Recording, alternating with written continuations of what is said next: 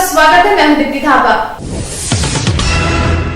विश्व साक्षरता दिवस के मौके पर CMS द्वारा 3 दिवसीय 7वीं एजुकेशन लीडरशिप इंटरनेशनल कॉन्फ्रेंस का आयोजन किया गया, जहां पूर्व IPS अधिकारी डॉक्टर किरण बेदी और महापौर दिनेश शर्मा मुख्य अतिथि के रूप में मौजूद रहे।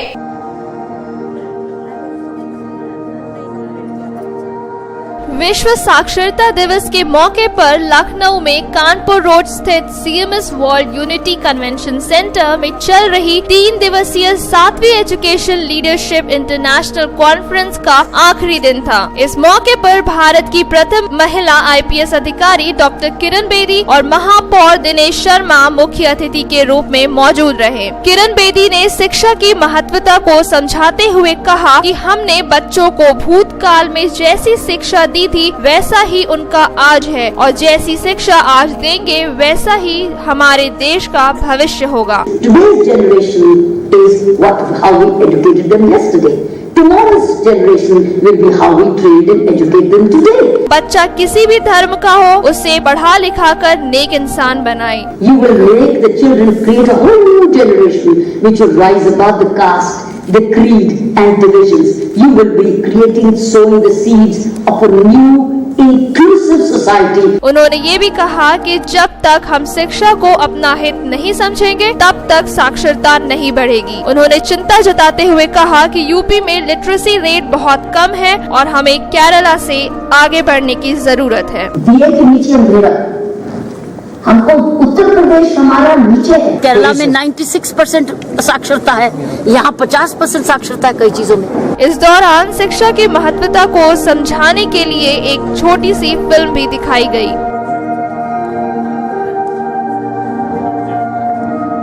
विदेशी विद्वानों और देश भर के कई स्कूलों से आए 300 के करीब शिक्षकों और प्रधानाचार्य ने इस 3 दिवसीय सम्मेलन में भाग लिया। लखनऊ से ऋतु सिंह की रिपोर्ट। लखनऊ के आलमबाग में होली रिडीमर चर्च में मदर मैरी का जन्मदिन मनाया गया, जहां फादर इग्निशियस डिसूजा ने मरियम के जीवन पर प्रकाश डाला और उनके पद चिन्हों पर चलने का संदेश दिया।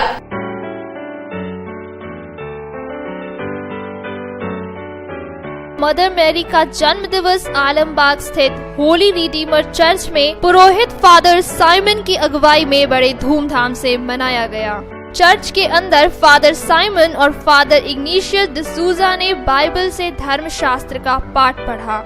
मुख्य अतिथि के रूप में आए बरेली जोन के नव नियुक्त धर्माध्यक्ष फादर इग्निशियस डिसूजा ने मां मरियम के जीवन पर प्रकाश डालते हुए उन्हीं के पद चिन्हों पर चलने का संदेश दिया। उन्होंने हमसे बताया कि 8 सितंबर को पूरे विश्व में मां मरियम का जन्मदिन परंपरागत तरीके से मनाया जाता है। उन्होंने ये भी कहा कि मां मरियम पूरे विश्व की मां है और पूजनीय है, क्योंकि उन्होंने प्रभु यीशु को जन्म दिया है। ईश्वर ने योजना के अनुसार मां मरियम को चुना।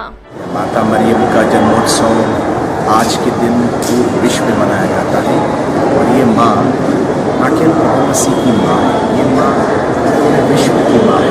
ईश्वर के योजना के अनुसार पिता ईश्वर ने माता मरियम को चुन लिया और माता मरियम ने प्रभु यीशु को जन्म दिया।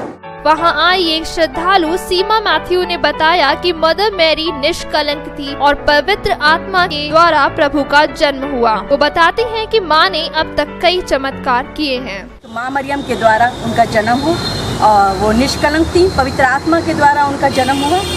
जगह जगह आज भी कितने ज्यादा चिन्ह चमत्कार हो रहे हैं। अभी कुछ दिन पहले गाजियाबाद में भी माँ मरियम के स्टैचू से खून के आंसू निकले। वहीं डेंजल मैथ्यू कहते हैं कि मां के जन्मदिन के 9 दिन पूर्व नौवीना का आयोजन होता है। जन्मदिन पर मीसा बलिदान और केक काटकर मनाया जाता है। आज से 9 दिन पहले नौवीना होता है, उसमें हम लोग माला विनती करते हैं, प्रतिदिन चर्च आते हैं, मीसा बलिदान होता है और आज के दिन यहाँ पर हम लोग भंडारे के रूप में खाना प्लस उनका बर्थडे मनाते हैं, केक कटता है। मीडिया प्रभारी संजय लाजरस ने पूरे कार्यक्रम का संचालन किया। अंत में मुख्य अतिथि फादर इग्निशियस ने सभी को आशीर्वाद दिया। लखनऊ से ऋतु सिंह की रिपोर्ट।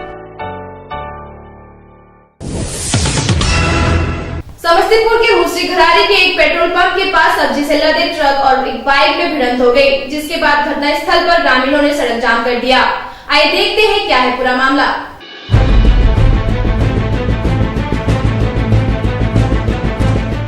मामला समस्तीपुर के मुसरी घरारी NH 28 के हुरैया पेट्रोल पंप के पास का है, जहां सब्जी से लदे ट्रक और बाइक में भिड़ंत हो गई, जिसमें एक की मौत और दर्जनों घायल हो गए। घायलों को मुसरी घरारी के एक निजी अस्पताल में भर्ती करा के इलाज कराया गया। घटना स्थल पर ग्रामीणों ने सड़क जाम कर दिया। बताया जा रहा है कि ट्रक अनियंत्रित होने के चलते पलट गया।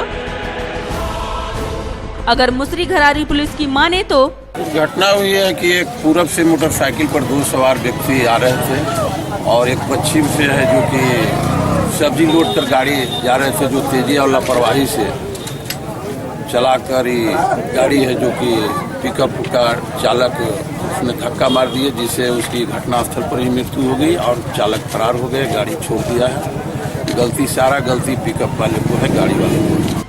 समस्तीपुर से राजेश कुमार की रिपोर्ट।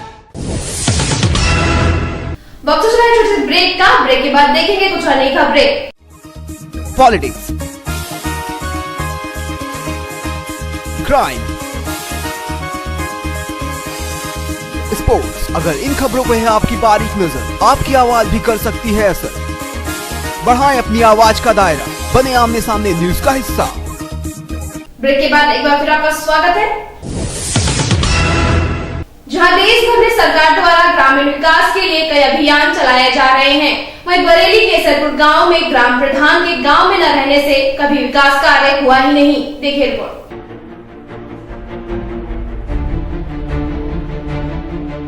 मामला है केसरपुर गांव के आंवला तहसील के जिला बरेली का, जिसमें प्रधान तो चुना गया किंतु प्रधान गांव में रहता ही नहीं, जिससे केसरपुर गांव में विकास कार्य बिल्कुल शिथिल पड़ा हुआ है। अगर ग्रामीणों की माने तो 4 सालों में प्रधान जी ने गांव के लिए कभी समय ही नहीं दिया है। गांव में प्रधान जी ने कितना समय व्यतीत किया है इन 4 सालों में? प्रधान जी दिखाई देते हैं नहीं, कोई समय नहीं दिया उन्होंने। यहाँ 4 सालों में उन्होंने कोई इस गांव के लिए कोई समय नहीं दिया है। कोई समय नहीं दिया है। अच्छा, तो प्रधान जी कहाँ रहते हैं? प्रधान जी सावाद रहते हैं। कुछ दिनों आगरे रह रहे थे जी। अच्छा, आगरे से उनका मतलब कुछ काम खराब हो गया तो सावाद रह रहा। अच्छा, यहाँ पर तो प्रधानी कोई देखता है नहीं देखता है? प्रधानी को कौन देखेगा? कोई नहीं देख रहा। मतलब गाँव के अपना काम संभालना है तो गाँव को कोई नहीं देख रहा। कोई नहीं देख रहा है। तो ये गाँव प्रधान नाम जरूर है इस गाँव में, लेकिन प्रधान नाम का कोई व्यक्ति नहीं है जो इस गाँव की देखरेख कर सके। बरेली से शैलेंद्र कुमार की रिपोर्ट। जम्मू कश्मीर में आए जल सैलाब से वहां का जनजीवन अस्त व्यस्त हो गया। जलमग्न जम्मू में प्रधानमंत्री नरेंद्र मोदी ने राहत और बचाव कार्य के लिए विशेष सहायता राशि देने की घोषणा भी की। देखिए रिपोर्ट।